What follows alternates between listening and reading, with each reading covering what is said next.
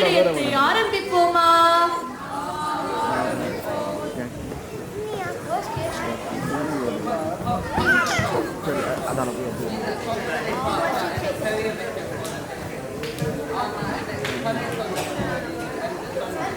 இதுவும் கதைதான்.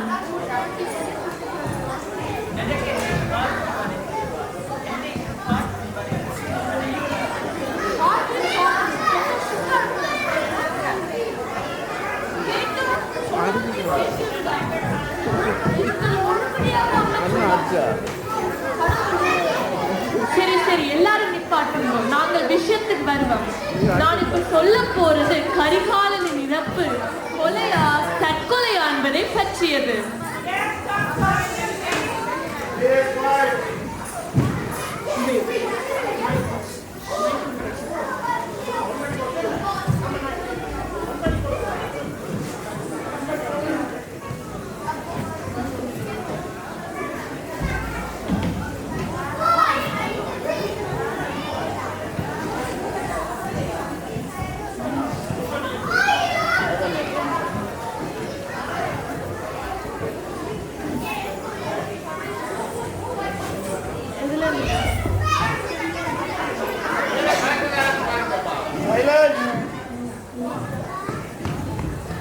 இதுவும் கதைதான்.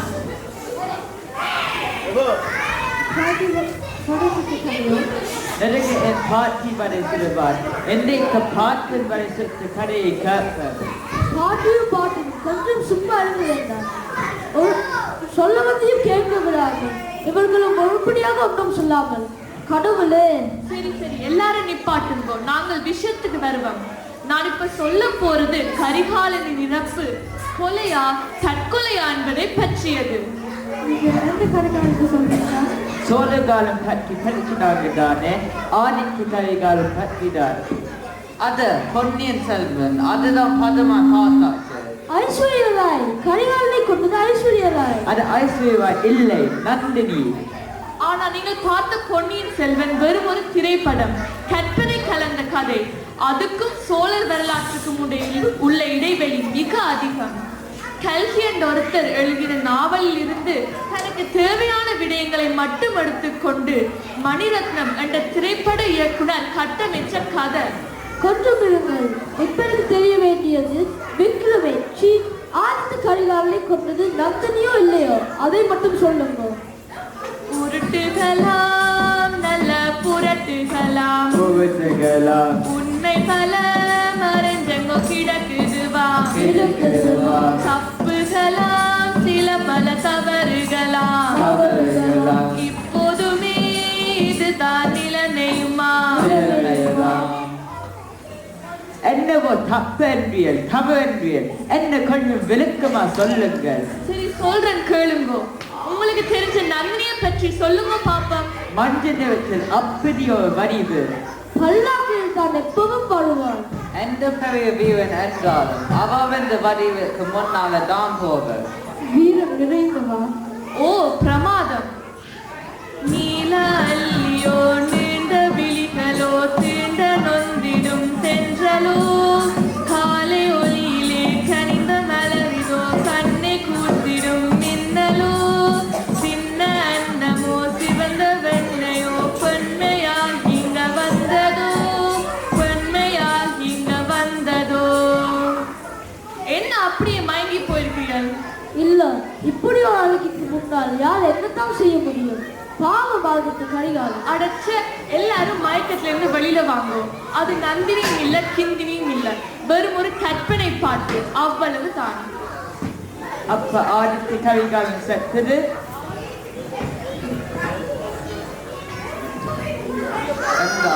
என்ன என்றாலும் அதே மாதிரி தான் நந்தினி என்ற ஆளே சோழ ஆட்சி வரலாற்று இல்லை. அது கல்கி தந்த கதைக்காக உருவாக்கின ஒரு வெறும் கற்பனை. அதே மாதிரி இந்த ஊமராணி ஆழ்வார்க்கடியான் போன்ற பாத்திரங்களும் பொய்தான். அப்ப ஆதித்த கரிகாலன் செத்தது அது வரலாற்று உண்மை. தெளிவா குழப்புவீர்கள். சரி, இப்ப தெளிவா சொல்றேன் கேளுங்க. சோழர் ஆட்சி எழுச்சி பெற்றிருந்த காலத்துல கிபி 10ஆம் நூற்றாண்டுல சரி. சுந்தர சோழர் என்ற மன்னனுக்கு 3 பிள்ளைகள். மூத்தது ஆதித்த கரிகாலன், சரி. இரண்டாவது குந்தவை, மூன்றாவது அருண்மொழிவர்மன். இதுல மூத்த மகன் ஆதித்த கரிகாலன் ஆட்சிக்கு வந்தது 966ல. சரி. அவனுடைய இறப்பு நிகழ்ந்தது 971ல. வெறும் 5 ஆண்டுகள் அவனுடைய ஆட்சி காலம். ஆனால் சிறுவனாயிருந்த காலம் தொட்டே அரசனுடன், அதாவது தந்தையோடு சேர்ந்து நிறைய வீர தீர செயல்களில் ஈடுபட்டுள்ளான். என்றாலும் அரசனானதன் பின் 5வது ஆண்டோடு அவனது கொலை நிகழ்ந்து விடுகிறது. அது தொடர்பில் இன்று வரை பல ஊகங்கள் உலாவுகின்றன. அதிலும் இந்த கல்கி செய்த வேலையால பலரும் நந்தினி என்ற பெண்தான் ஆதித்த கரிகாலனை கொன்றாள் என்று எண்ணிக்கொண்டிருக்கிறார்கள். உண்மையில் இல்லாத ஒருத்தி வரலாற்றில் உண்மையாய் ரத்தமும் சதையுமாய் வாழ்ந்த ஒருவரை எப்படி கொண்டிருப்பாள்? எனக்கு ஒரு சந்தேகம். இந்த சம்பிக்காரன் முழுவதிலே அரசனாக ஆசைப்பட்டு தமையனை கொண்டிருப்பானா? யாவென்ற வாமனோ சோமனோ அவனோ? நீங்கள் சொல்ற மாதிரி பல குற்றச்சாட்டுகள். ஆதித்த கரிகாலனுக்கு துரோகம் செய்தது யார்? போரில் பெரு வீரனான இவனை கையாலாகாத நிலையில் ஆக்கி கொன்றது யார்? அருண்மொழியா இல்ல குந்தவையா, திரு தந்தையனும் சோழர் உத்தமரா, சோழர்களா இல்ல வீணர்களா, எதிரிகளா இல்ல துரோகிகளா? ஐயோ, தலை விரைக்கிறேன். நான் எப்பவும் இது தம்பைக்காரனுடைய வேலை என்று நினைக்கிறேன்.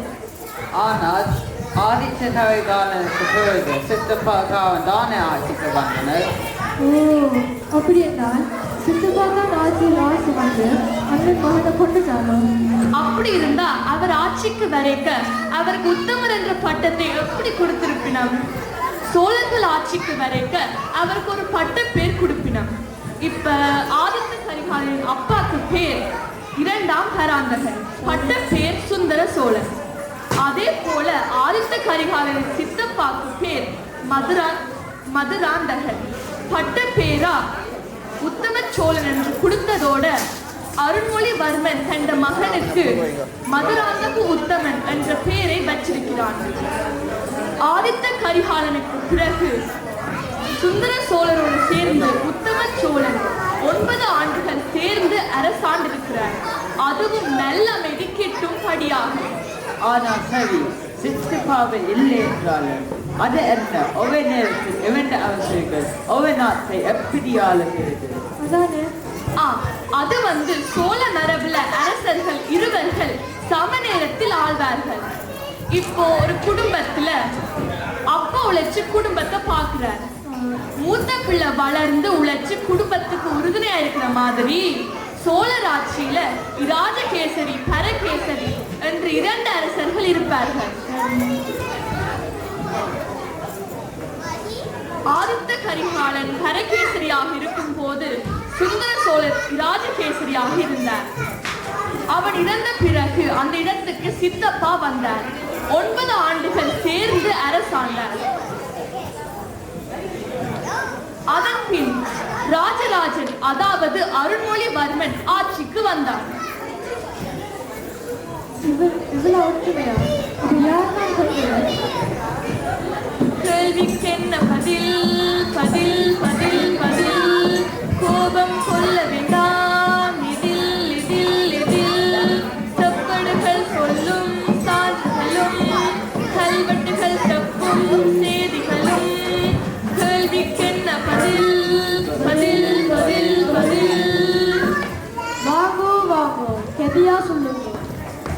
அதாவது இதுவரை கிடைக்கப்பெற்ற கல்வெட்டு செப்பேடு ஆதாரங்களின் படி ஆதித்த கரிகாலனை கொன்றது யார் என்பது தெளிவாக பேர் குறிப்பிட்டு எழுதப்பட்டுள்ளது.